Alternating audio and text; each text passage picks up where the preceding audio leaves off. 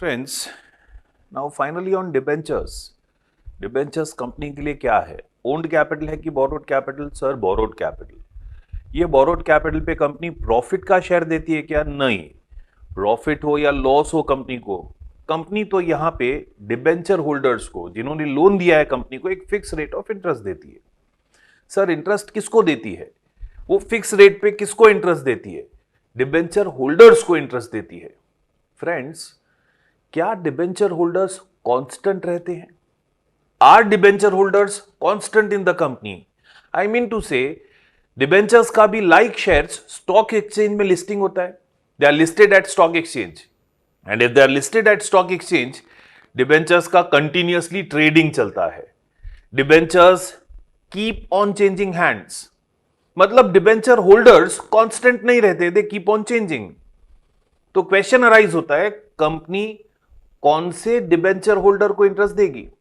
Company will pay interest to which debenture holder? तो in order to pay interest on debentures, company क्या करती है? Company while issuing debentures, interest payment का एक date fix कर देती है। जब डिबेंचर्स इशू कर रही है, तभी इंटरेस्ट पे करने के लिए एक डेट पहले से फिक्स कर देती है।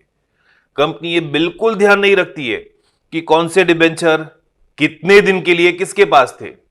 कंपनी सिंपली क्या देखेगी?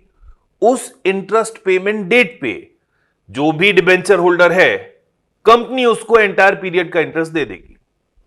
सपोज कंपनी साल में 2 बार इंटरेस्ट देना चाहती है। कंपनी का अकाउंटिंग ईयर है 1 अप्रैल से 31 मार्च। Accounting year of company is 1 April to 31 March. Company साल में 2 बार इंटरेस्ट देना चाहती है। से company wants to give interest on 30 June and 31 December. तो कंपनी इस चीज का ध्यान नहीं रखेगी कि कितने दिन के लिए कितने डिबेंचर किसके पास थे। कंपनी सीधा क्या देखेगी? 30 जून को किसके पास है, उसको पूरे 6 मंथ्स का इंटरेस्ट दे देगी। 31 दिसंबर को किसके पास है, उसको पूरे 6 मंथ्स का इंटरेस्ट दे देगी। करेक्ट? तो वो इंटरेस्ट पे करने के लिए कंपनी अपनी बुक्स में जर्नल एंट्री क्या पास करेगी? What is the entry company is going to pass in its books?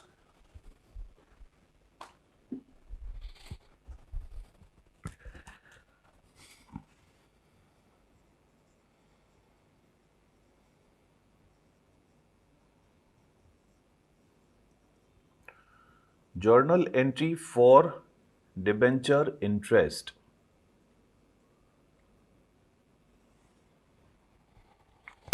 Sir, interest is expense for the company. If it is expense for the company, जो loan company ने लिया है उस पे पे कर रही है. If it is expense for the company, debenture interest account should be debited to bank account. I would say to debenture holders account. It will be firstly made due.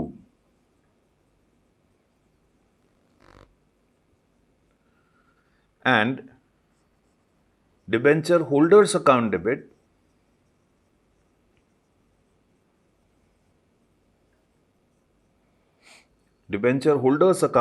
to bank account. To make the interest due, debenture interest to debenture holders, and then for actual payment, debenture holders to bank. We would say it is to make the interest due, and it is to make payment.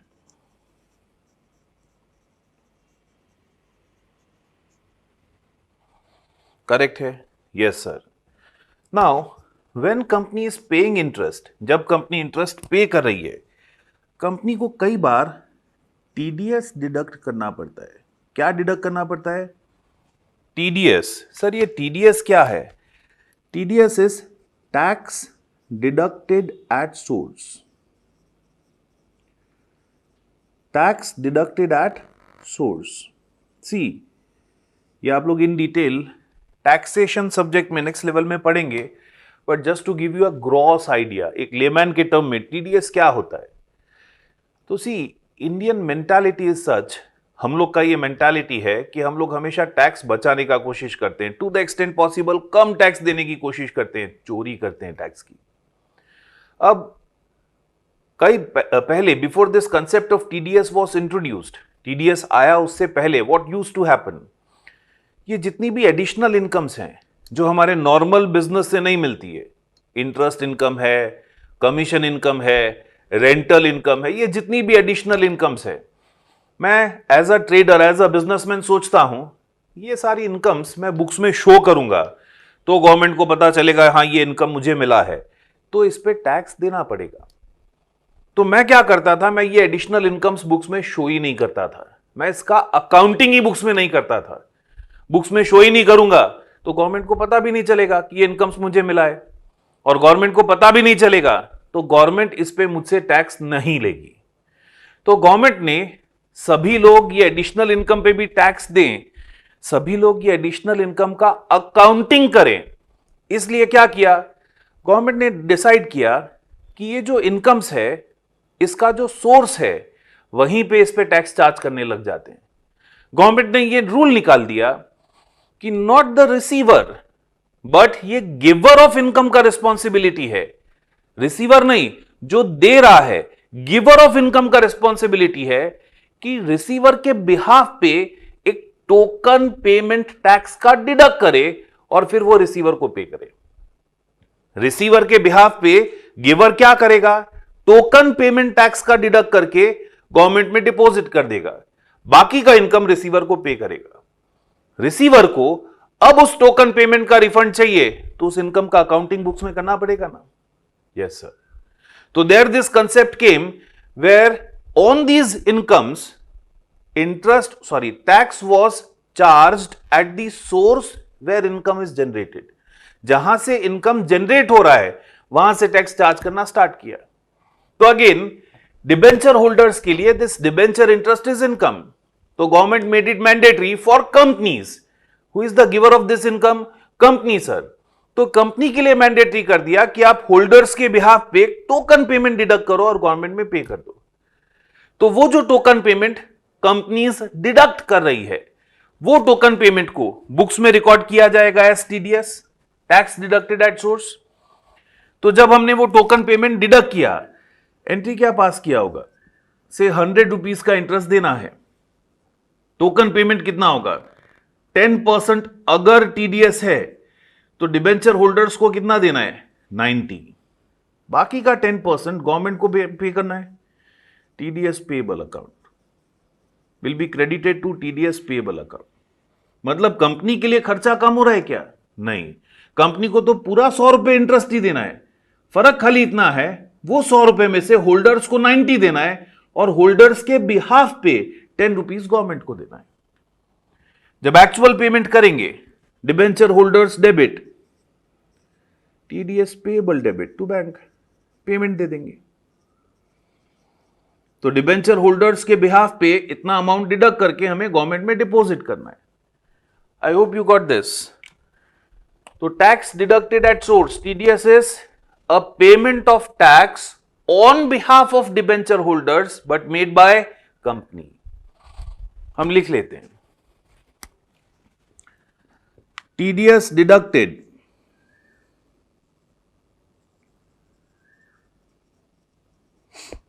from debenture interest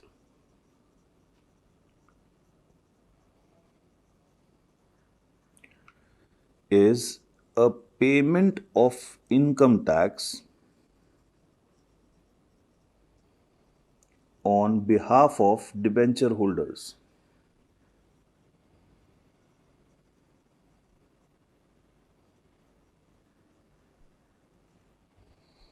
by company।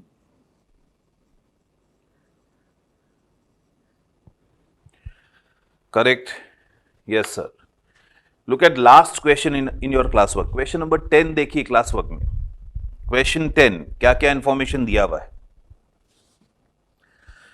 Sir, company issued 12% debentures of rupees 10 lakh at 10% discount on 1/1/17। debenture interest after TDS of 10% is payable on 30 June and 31st of December every year. Past journal entries for 2017, if debentures are redeemable after expiry of 5 years at 5% premium. तो company ने debentures issue किया है 10% discount पे, but these debentures are redeemable at a premium of 5%. तो हम लोग journal entries pass करते हैं books of company.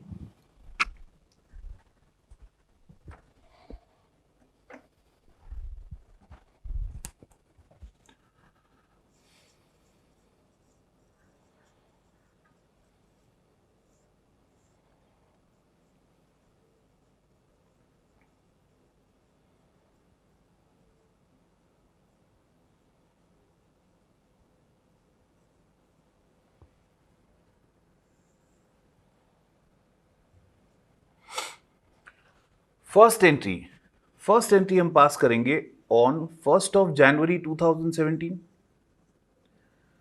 On 1st January 2017 company is issuing debentures, मतलब कंपनी को एप्लीकेशंस मिल रहा है. Yes sir. First entry will be bank account debit 9 lakh. 10 lakh rupees के डिबेंचर्स हैं, लेकिन 10% डिस्काउंट पे इशू किया है. तो विथ डिबेंचर एप्लीकेशंस कितना पैसा मिलेगा? 9 lakh sir.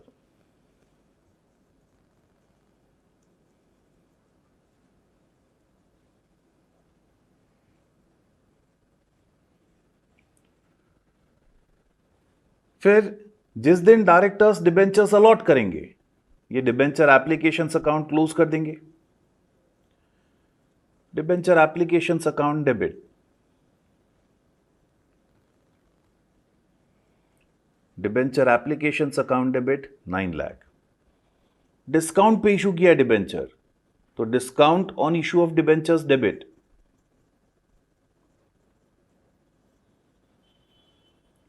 Discount on issue of debentures account debit 1 lakh sir. To 12% debentures account,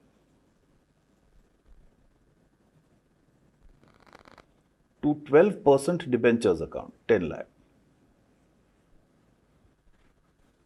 On that same date, क्योंकि ये डिबेंचर्स रिडीमेबल हैं एट प्रीमियम, 5% एक्स्ट्रा पे करना है, वो भी अभी इशू करते समय का लॉस है. तो for that premium on redemption एक और एंट्री पास करेंगे, loss on issue of debentures account debit. 10 lakh का 5%, 50,000 प्रीमियम पे करना है ना हमको. Loss on issue of debentures account debit to premium on redemption account.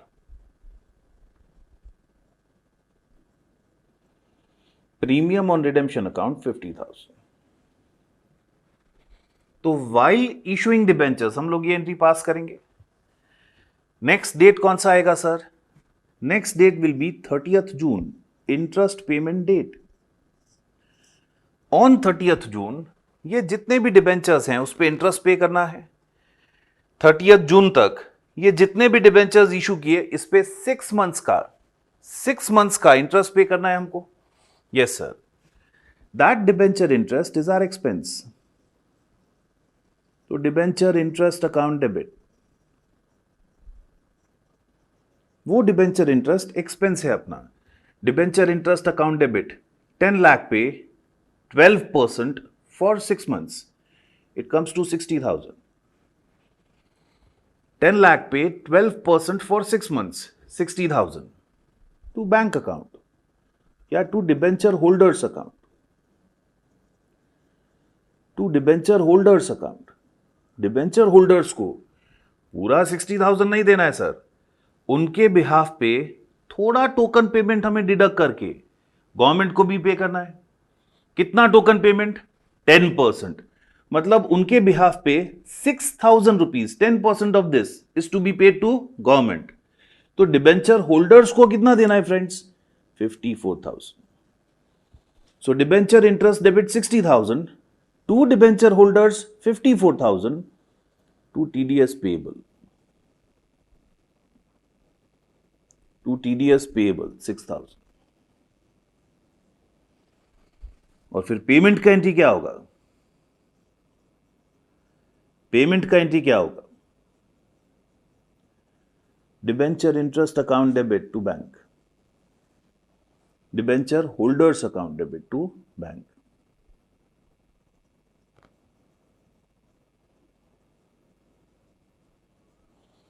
Debenture holders 54,000,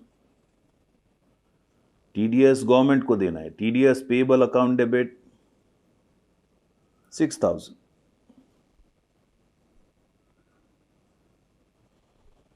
to bank account.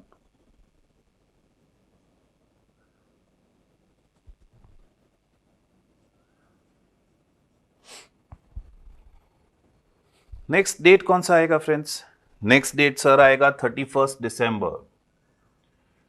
Again interest payment date. Interest साल में 2 बार दे रहे थे ना हम, 30 जून एंड 31 दिसंबर. तो 31 दिसंबर को नेक्स्ट 6 मंथ्स का इंटरेस्ट पे करेंगे. सेम वही entry, debenture interest account debit, debenture interest account debit 60,000 to debenture holders, amount payable to debenture holders 54,000 and to TDS payable. How much is TDS payable sir? 6,000. Payment के लिए next entry, debenture holders account debit 54,000 sir. TDS payable account debit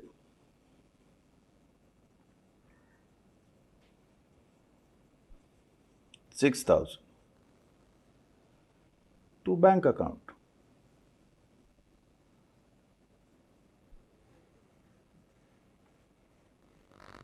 correct sir. ये interest पे किया है, ये company के लिए क्या है? एक्सपेंस है. हमने साल में कितना इंटरेस्ट पे किया सर? 60,000, अगेन 60,000. हमने पूरे साल में 1,20,000 का इंटरेस्ट दिया है. सर 1,20,000 कहां दिया? यस, हमने तो 120 दिया ना. 10% 12,000 गवर्नमेंट को दिया. किसके बिहाफ पे? डिबेंचर होल्डर्स के बिहाफ पे. 1,08,000 होल्डर्स को दिया. हमारे लिए पेमेंट कितना हुआ? 120. तो हमारा खर्चा तो 1,20,000 का ही हुआ. यस सर, खर्चा है तो साल पूरा होगा तब वो सारा खर्चा आपको क्लोज करके ट्रांसफर कर देना है. कहां पे? पीएनएल अकाउंट में सर. तो ऑन 31 दिसंबर वो खर्चा क्लोज करेंगे और ट्रांसफर कर देंगे टू पीएनएल. एंट्री पास करेंगे, PNL account debit to debenture interest. That entire expense of interest at the year end will be transferred to P&L sir. Correct. Also sir, also ये जो discount on issue of debenture है, ये जो loss on issue of debenture है sir, हमने पहले ही discuss किया. ये डिस्काउंट, ये लॉस खर्चा है. ये डिस्काउंट, ये लॉस बोरोइंग कॉस्ट है. अगर ये बोरोइंग कॉस्ट है तो इसे over the tenure of debenture, over the life of debenture, in the benefit of, in the ratio of benefit received right off करना है. ये जितना भी खर्चा हुआ, लॉस एंड डिस्काउंट, 1,50,000 का खर्चा हो रहा है. ये 1,50,000 का खर्चा हमें राइट ऑफ करना है over the life of debentures in the ratio of benefit of such debentures received every year. हर साल जो बेनिफिट डिबेंचर्स का हमें मिल रहा है उस रेशियो में राइट ऑफ करना है. Yes sir. तो क्या यहां पे क्लैरिफाई किया है डिबेंचर्स कितने साल के लिए इशू किए हैं? Company is issuing debentures but for how many years? तो लास्ट लाइन देखिए फ्रेंड्स, दिया है debentures are redeemable after expiry of 5 years. Instalment में रिडीम कर रहे हैं? नहीं sir, after expiry of 5 years मतलब एक साथ 5 साल के बाद रिडीम कर रहे हैं. एक साथ 5 साल के बाद रिडीम कर रहे हैं. इन लमसम आफ्टर 5 ईयर्स रिडीम कर रहे हैं. तो कैन वी से 5 साल इक्वल बेनिफिट मिल रहा है. बीच में तो कुछ रिडीम किया ही नहीं ना हमने, तो 5 साल हमें इक्वल बेनिफिट मिल रहा है। और 5 साल अगर इक्वल बेनिफिट मिल रहा है तो डिस्काउंट भी 5 साल में इक्वली राइट ऑफ होगा ना। It will be equally distributed over a period of 5 years. तो how much discount will be written off each year? Discount written off each year या loss written off each year. 1,50,000 total discount है या total loss है?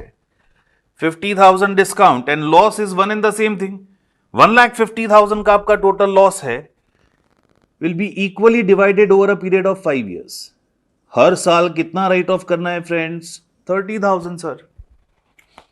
Entry पास कर सकते हैं। P&L account debit 30,000 to discount on issue of debentures.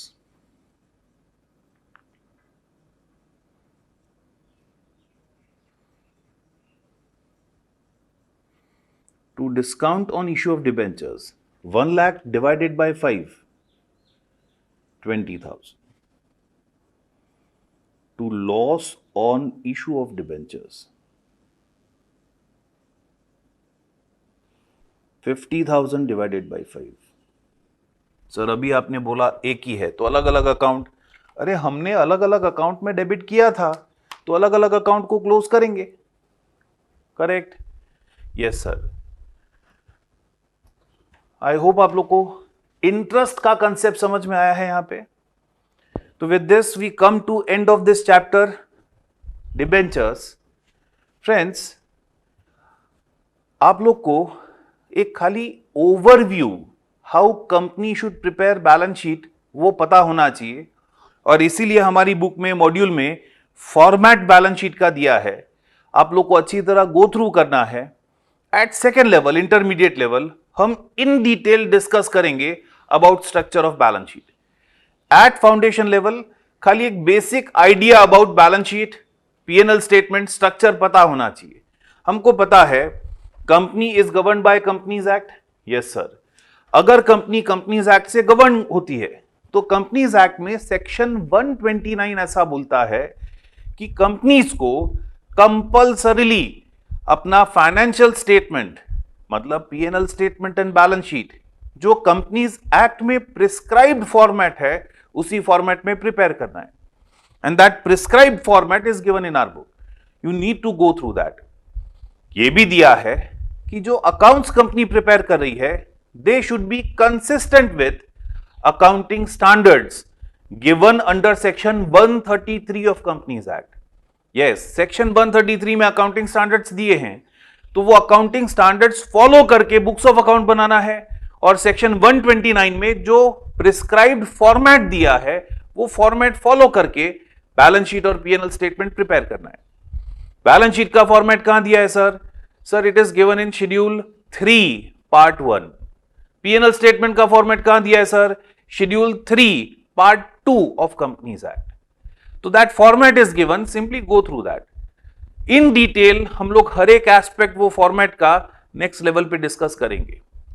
तो with this we come to end of company accounts. I would say आप लोग अच्छे से रिवाइज करेंगे पूरा chapter. Sums given in our book as well as in module अच्छी तरह solve करेंगे। That will be it. That is more than enough as far as foundation level is concerned. So please take care and be in your best of health and wealth. Thank you, friends.